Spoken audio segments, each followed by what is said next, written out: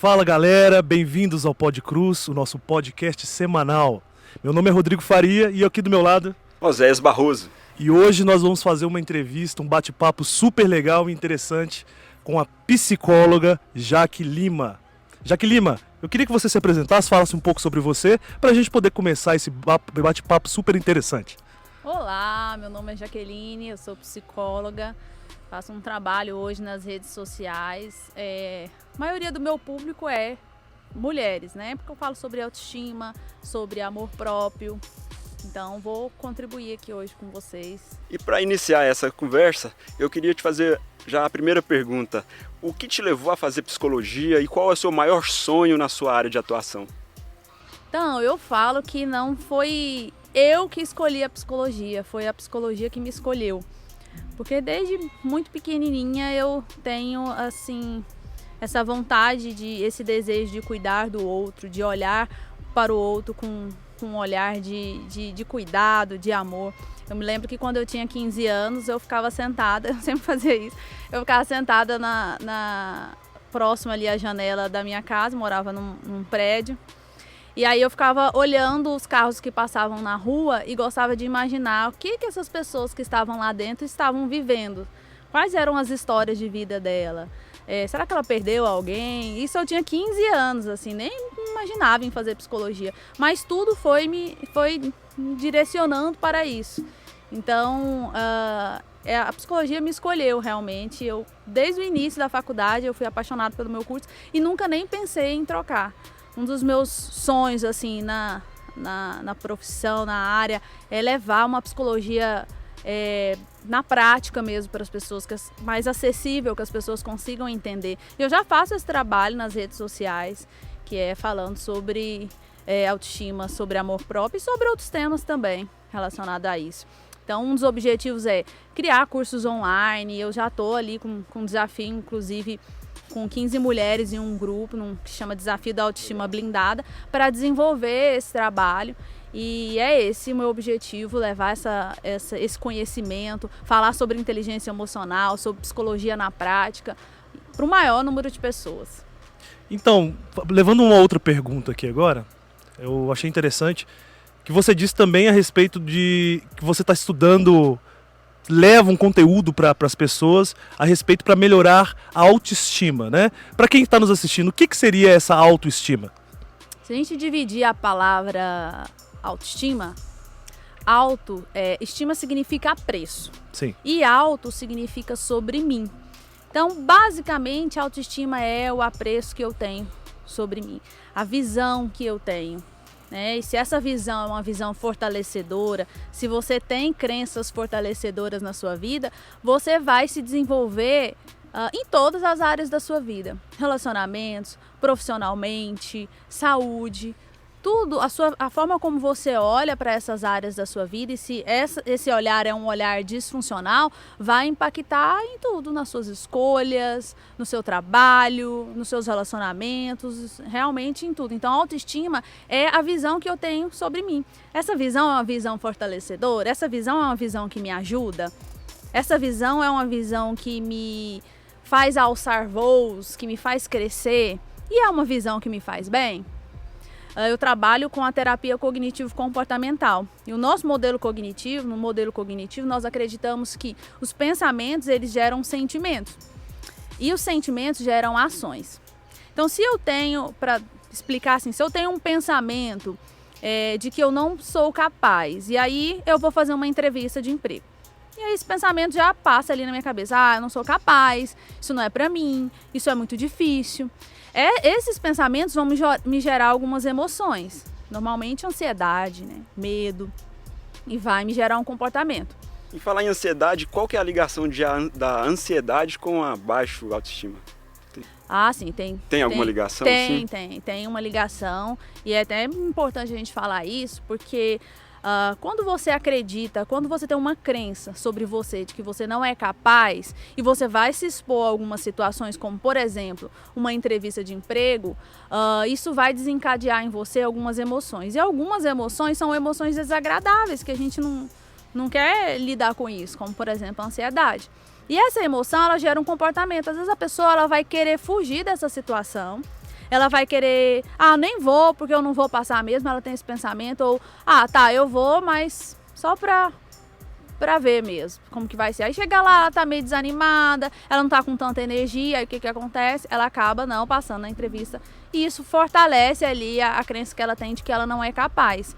Então, dentro de uma pessoa com baixa autoestima, existe esses pensamentos de incapacidade, de não sentir-se capaz.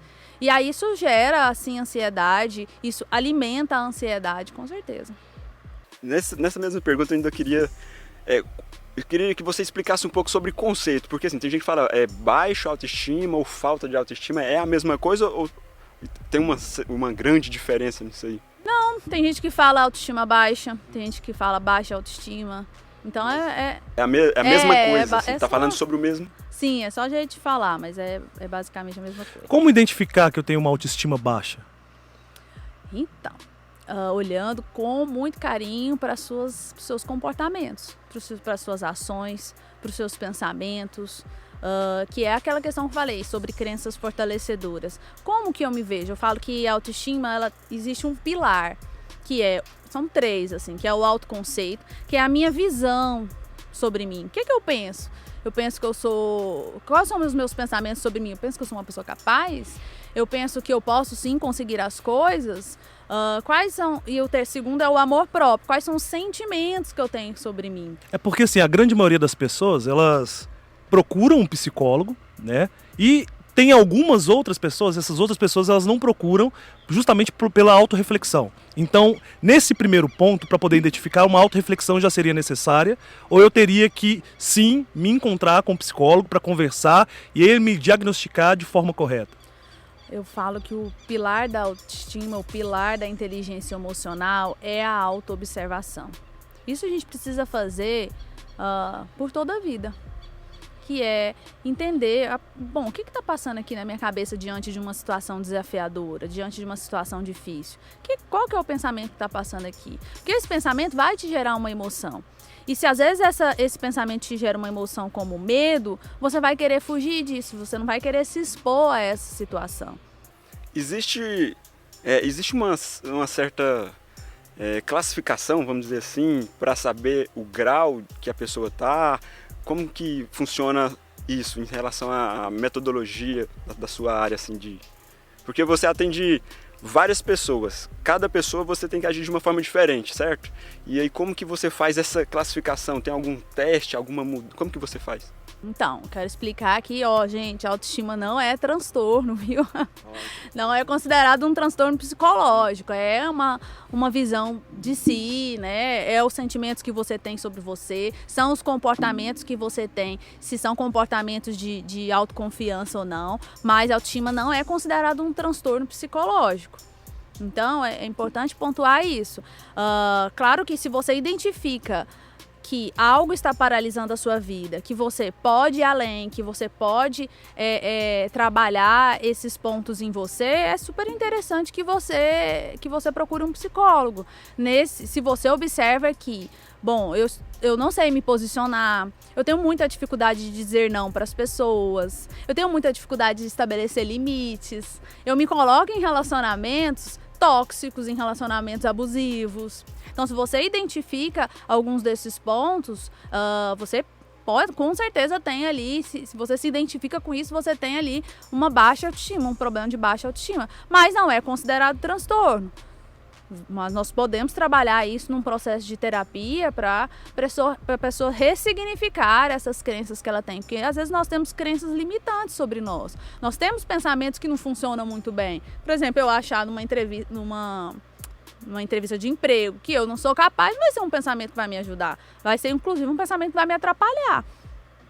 E qual que é uma causa emocional, assim, né? Qual é o principal ponto, né? O principal ponto. Assim, que ou não tem. Cada pessoa... A causa seria a causa emocional da baixa autoestima, né?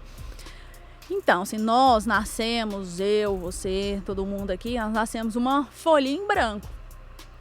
E aí a nossa relação com os nossos criadores, né, com as pessoas que nos criaram, com as nossas figuras de autoridade, pais, algumas pessoas, né, avós. Essa conexão e essa relação é que vai criando a nossa autoestima. Então ninguém nasce com autoestima, ninguém nasce com uma baixa autoestima ou uma autoestima saudável, né? A gente nasce ali uma folhinha em branco.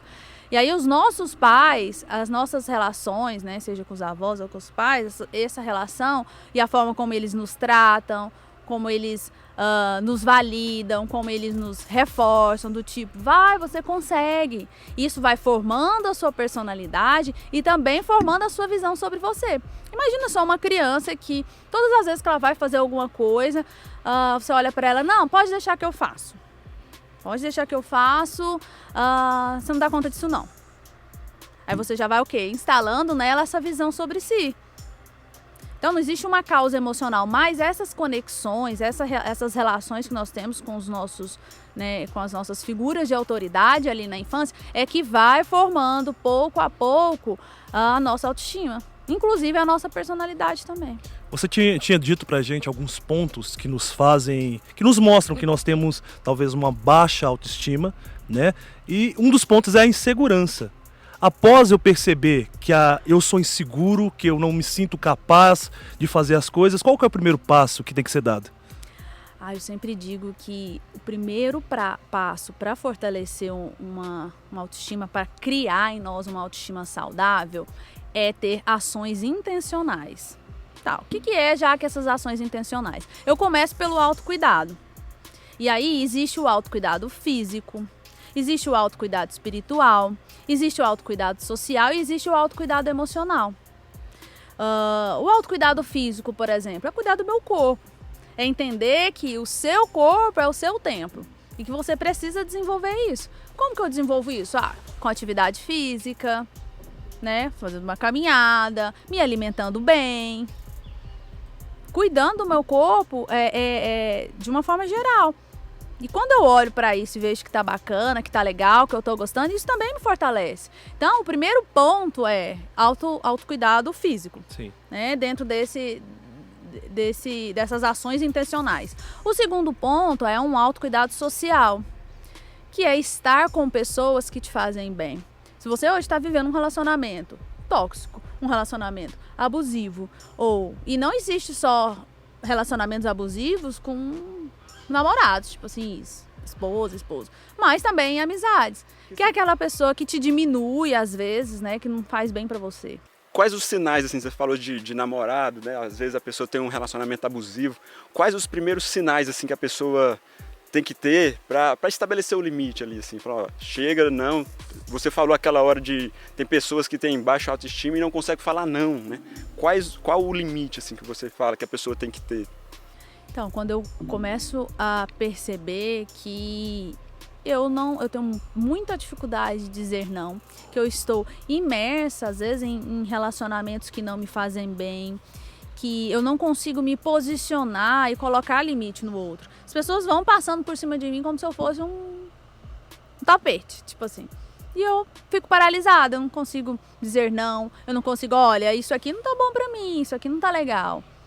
Então, quando você olha para sua vida e vê que você está, às vezes, se relacionando com pessoas que não te fazem bem, com pessoas que são abusivas ou que te deixam mal ou que te inferioriza, se você não consegue estabelecer limites para com o outro e você também vai dizendo não, já reparou que tem gente que, me empresta isso, ok, sim. Você pode fazer isso comigo? Sim. Às vezes a pessoa quer dizer não, mas ela não consegue, ela só consegue dizer sim, sim, sim. Quando a gente diz muito sim para o outro, às vezes a gente está dizendo um não pra gente. Porque nem cabe na minha rotina fazer isso para você, mas eu te disse, não, eu vou fazer. Eu estava vendo uma reportagem, estava falando que por conta da pandemia aumentou muito os casos de feminicídio. E talvez é pelo fato da pessoa nunca ter falado não, né? E acaba que vai chegar ao ponto de... Sim, porque eu digo que as pessoas dão sinais, viu, gente? Sempre as pessoas dão sinais. Se você observar com carinho, se você olhar para uma pessoa que você está relacionando, seja amizade, né, seja par amoroso, você vai perceber que elas dão sinais. Agressividade, uma fala muito grosseira, gritando, um empurrão. Então, ali no namoro, por exemplo, falando de relacionamento, você já começa a identificar isso. Alguns sinais, né? Sim, você já começa a identificar isso. Só que o que acontece com uma pessoa, às vezes, que tem baixa autoestima? Ela ignora esses sinais. Porque ela, às vezes, não se sente, não sabe do seu valor. É isso que eu mereço mesmo, tá tudo bem. Até porque a gente tem um ditado no nosso meio que diz que o namoro o seu casamento vai ser reflexo do seu namoro, né? A grande maioria das pessoas, elas têm essa confusão de não perceber esses sinais. Uma outra pergunta que eu queria fazer é a respeito, já que ele falou sobre pandemia, eu acredito que a grande maioria das pessoas do nosso convívio, elas têm sentido na pele, no seu psicológico, aquilo que a pandemia tem afetado. Se caso essa pessoa, ela, depois de fazer uma autoanálise, de fazer essa reflexão, que está acontecendo alguma coisa de errado, que ela precisa de ajuda, como que ela pode ter uma vida mais leve? O que ela precisa fazer para ela tirar esse fardo psicológico, esse fardo emocional das costas dela? Essa é uma pergunta muito importante, porque eu vejo sempre as pessoas falando sobre isso, né? Como viver uma vida mais leve. E viver uma vida mais leve passa por a gente entender que todos nós temos problemas. Que todos nós vamos enfrentar na nossa vida desafios. Nós vamos enfrentar tempestades, né? Eu chamo de tempestades, são momentos desafiadores. Nós vamos enfrentar situações difíceis. As pessoas têm te procurado muito nessa pandemia para dizer que estão meio que pirando já, que tá difícil, que tá complicado. Os casos aumentaram. A pergunta certa seria essa, os casos né? aumentaram, como é que tá a sua agenda? Sim, os casos aumentaram muito e não só pela minha agenda, né? São as estatísticas. As pessoas começam a olhar mais para si, né? As pessoas começam a identificar alguns comportamentos que não estão que não estão legais, né? As pessoas ali, o isolamento social, ele impacta muito na saúde emocional. Inclusive, o autocuidado social, que é estar com pessoas que te fazem bem, é muito importante para fortalecer assim, uma autoestima saudável. E o que foi retirado de nós com essa pandemia? Né? O convívio social. Verdade. Então, isso mexe muito com as pessoas, a liberdade de poder sair, isso mexe emocionalmente, no geral, com todos nós. Só que assim, para viver uma vida mais leve, a gente precisa entender que todos nós vamos passar por momentos difíceis. A humanidade está passando por um momento desafiador, por um momento difícil. Então, eu olhar para isso que, ok, é um momento, ao invés de ter uma visão negativa de tudo, né, de, céus, vida, o que está acontecendo, de me vitimizar, de achar que tá horrível, que a vida tá muito ruim. O que eu posso olhar para ali, me desenvolver e focar no que eu tenho controle. Nós precisamos focar muito no que está no nosso controle. A pandemia está no nosso controle? Não, o que está no meu controle? Eu me cuidar, eu usar álcool em gel, eu me proteger da forma que eu posso. Isso está no meu controle. Agora, a pandemia realmente não está. Esses dias eu estava conversando, inclusive, com um paciente, e ele tem uma empresa, e o vendedor, as vendas dessa pessoa caiu muito, e ele chamou essa pessoa para conversar e disse, o que está acontecendo? Que as suas vendas, né, caiu bastante. Aí ele disse assim, bom, eu estou desmotivado por conta da pandemia. Tudo influencia, né?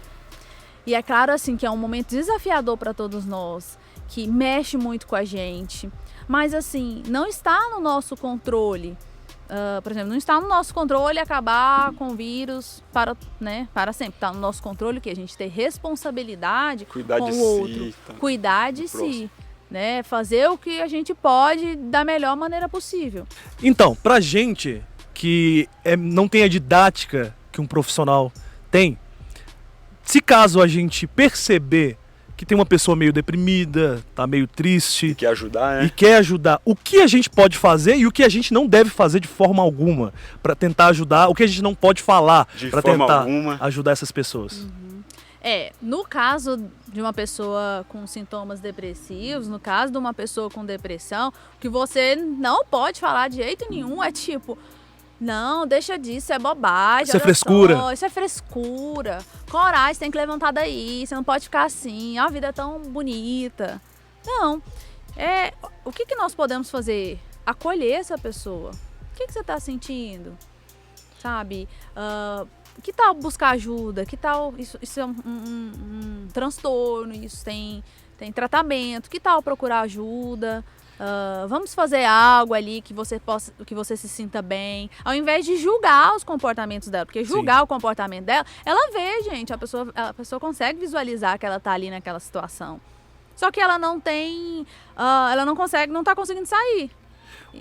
Essa questão comportamental, ela tá ligada à neurológica também ou não? E a baixa autoestima, ela pode agravar para um caso depressivo? Sim, assim, muitos transtornos, como por exemplo o transtorno de ansiedade, a depressão, dependência química, muitos desses transtornos têm como sintoma a baixa autoestima, né? São pessoas que têm uma visão negativa sobre si, são pessoas que não se sentem capazes de lidar com as dificuldades, de lidar com os desafios. Então, muitos desses transtornos têm como característica a baixa autoestima. A causa dos transtornos são multifatoriais, então são genética, ambiente, como as suas relações, né, como você se relacionou desde a infância, as situações traumáticas ou não. Então a causa dos transtornos, elas são multifatoriais, não existe uma causa específica. Então nós trabalhamos com uma reestruturação cognitiva com a pessoa. Se ela tem pensamentos que geram emoções nela, se eu tenho pensamentos de que tudo dá errado para mim, ou se eu tenho um pensamento que se eu entrar num carro, pode ser que eu bata esse carro e pode ser que eu morra, isso vai me gerar uma emoção muito desagradável, isso vai me gerar ansiedade, isso vai me gerar medo, e aí eu não vou nem querer entrar num carro para fazer isso. Então, os nossos pensamentos, e alguns pensamentos são disfuncionais, que a gente chama, pensamentos distorcidos, eles não nos ajudam, eles não nos fortalecem, ainda geram emoções desagradáveis em nós.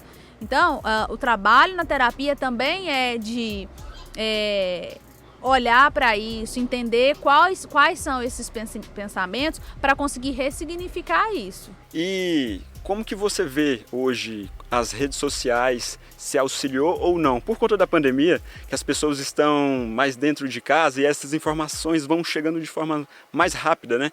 Como que você vê hoje, como profissional da área, essas informações chegando a todo vapor ali para o pessoal?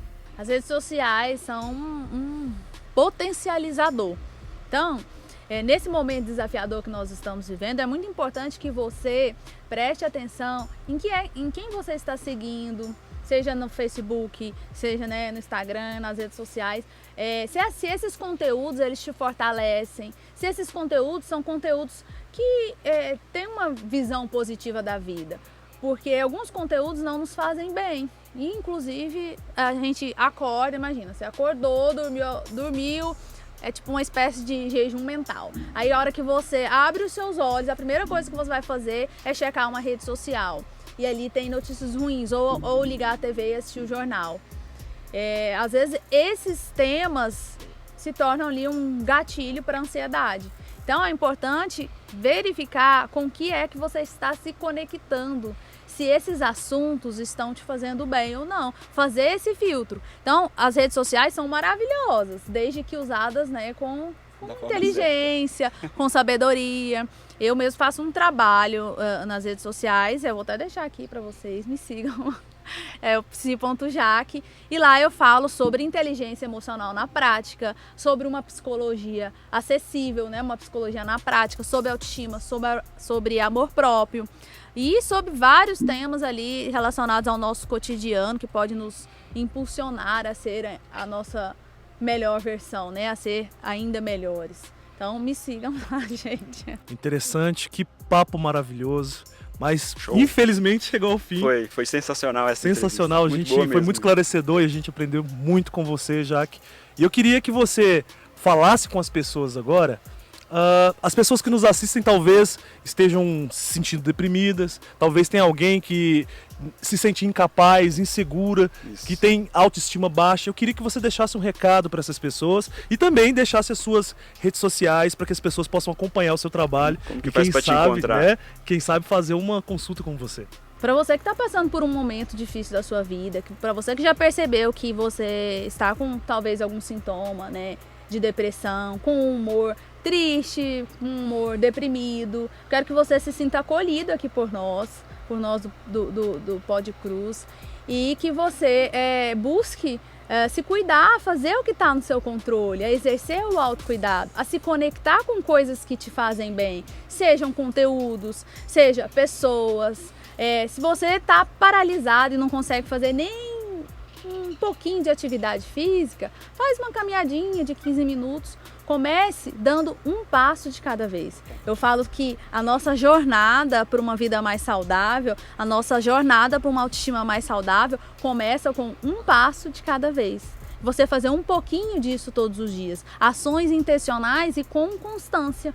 Então, todas essas pequenas coisas nos fortalecem. O que você escolhe ouvir, o que você escolhe falar, as pessoas que você convive, o seu autocuidado físico. E também eu falo sim sobre o autocuidado espiritual, que não é sobre religião, é sobre conexão e relacionamento. Você se sentir pertencente, você se sentir amado, você se sentir acolhido, e desenvolver isso, esse momento de leitura, esse momento de entrega, esse momento de conexão e relacionamento com Deus é muito importante para nos fortalecer. Inclusive existem N pesquisas que comprovam isso, que pessoas que exercem a sua espiritualidade são pessoas mais saudáveis.